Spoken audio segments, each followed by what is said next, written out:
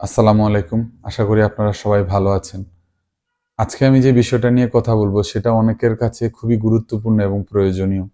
সেটা হচ্ছে আমরা সবাই বিবাহের ব্যাপারে কথা বলি। আমরা দেখেছি যে বিদেশে থেকেও বাংলাদেশে বিবাহ হয় মোবাইলের মাধ্যমে দূরত্ব আরকি, যেটা দূরত্ব বিবাহ বলে। মোবাইলের মাধ্যমে, ভিডিও কলে। কিন্তু আদৌ কি আপনারা জানেন যে বিদেশে থেকেও তালাকও দেওয়া যায়? যেমন আপনি বিদেশে গিয়েছেন, তখন আপনি জানলেন যে আপনার স্ত্রী পরকীয়ায় আসক্ত, কিংবা আপনার স্ত্রী আপনার সংসার করতে চাচ্ছে না, বা তার কোনো দোষ গুণ আপনার পছন্দ না। সেক্ষেত্রে আপনি তাকে তালাক দিবেন। তো আমরা সাধারণত জানি যেটা যে তালাক দেওয়ার ক্ষেত্রে আপনাকে বাংলাদেশে আসতে হবে, তালাক দিতে হবে, তারপরে আবার আপনাকে বিদেশে যেতে হবে। কিন্তু না, এটার একটা সুন্দর সমাধান আছে।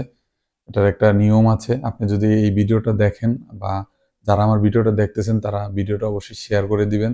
তাহলে যার প্রয়োজন সে যেন এই তথ্যটা জানতে পারে। আমার কথা হচ্ছে যে আমার এই ভিডিও থেকে যদি একজন মানুষের উপকার হয়, এতেই আমার এই ভিডিওটা করার সার্থকতা। ঠিক আছে? তো এটা হচ্ছে আপনার সেক্ষেত্রে যে কাজটা করতে হবে, আপনাকে ১ম এ একজন বিশ্বস্ত আইনজীবী নিয়োগ করতে হবে। তারপরে হচ্ছে, যেহেতু আপনি বাংলাদেশে নাই, সেহেতু আপনার অনুপস্থিতিতে পাওয়ার অফ অ্যাটর্নি, অর্থাৎ আপনার স্বাক্ষর যে করতে পারবে আপনার অনুপস্থিতিতে, এরকম একজনকে মানে সিলেক্ট করতে হবে। সেটা আপনার ভাই হতে পারে, আপনার বোনের জামাই হতে পারে, অর্থাৎ ছেলে। যেহেতু আপনি ছেলে হিসেবে তালাক দিবেন, সেরকম একজন ছেলে হতে হবে, যাকে আপনি পাওয়ার অফ অ্যাটর্নি, আপনার সাইনের অগ্রাধিকার দিচ্ছেন আপনার অনুপস্থিতিতে। এরকম একজন। উনি হচ্ছে ওই যে আপনার যে আইনজীবী যে থাকবে, আপনি বাংলাদেশে থাকলে যেগুলো করতেন, ঠিক উনি ওই আইনজীবীর সাথে থেকে সকল ডকুমেন্টস রেডি করবে। কাগজপত্র, তালাকনামা রেডি করার পরে উনি স্বাক্ষর করে সেটা বাংলাদেশে, আপনি যেই দেশে আছেন ওই দেশের দূতাবাসে পাঠিয়ে দিবে।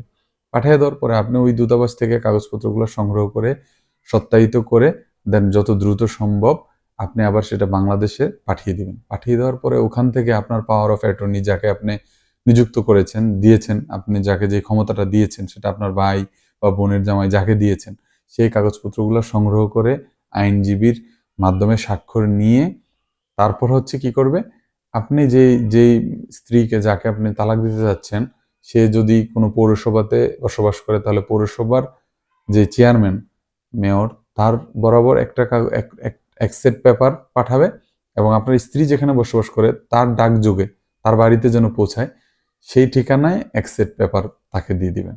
দিয়ে দেওয়ার পরে যখন সে স্বাক্ষর করবে, তখনই কিন্তু আপনার এই তালাকটা হয়ে যাবে।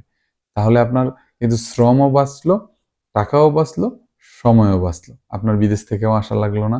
আপনার আসতে গেলে টাকাও খরচ হইতো, আপনার সময়ও খরচ হইতো। সবকিছু কিন্তু সেভ হবে। কাজেই বিষয়টা হয়তোবা কারো ক্ষেত্রে গুরুত্বপূর্ণ না, কিন্তু কিছু যাদের আসলে একান্তই প্রয়োজন, তাদের ক্ষেত্রে কিন্তু খুবই গুরুত্বপূর্ণ। তাই আমার ভিডিওটা অবশ্যই শেয়ার করে দিবেন। যদি একজন মানুষের এই ভিডিওটা দেখে উপকার হয়, এটাই আমার সার্থকতা। ঠিক আছে? তাহলে এই জিনিসটা আপনারা ক্লিয়ার হইলেন যে বাংলাদেশে থেকে বিদেশে যেমন বিয়ে করা যায়, বিয়ে বসা যায়, ঠিক বিদেশে থেকেও তালাকও দেওয়া যায়। তো অবশ্যই ভালো থাকবেন। নতুন ভিডিও পেতে আমার চ্যানেলটি ফলো দিয়ে সাবস্ক্রাইব করে পাশে থাকবেন। আজকের মতো এখানেই বিদায় নিচ্ছি। আবার দেখা হবে। আল্লাহ হাফেজ।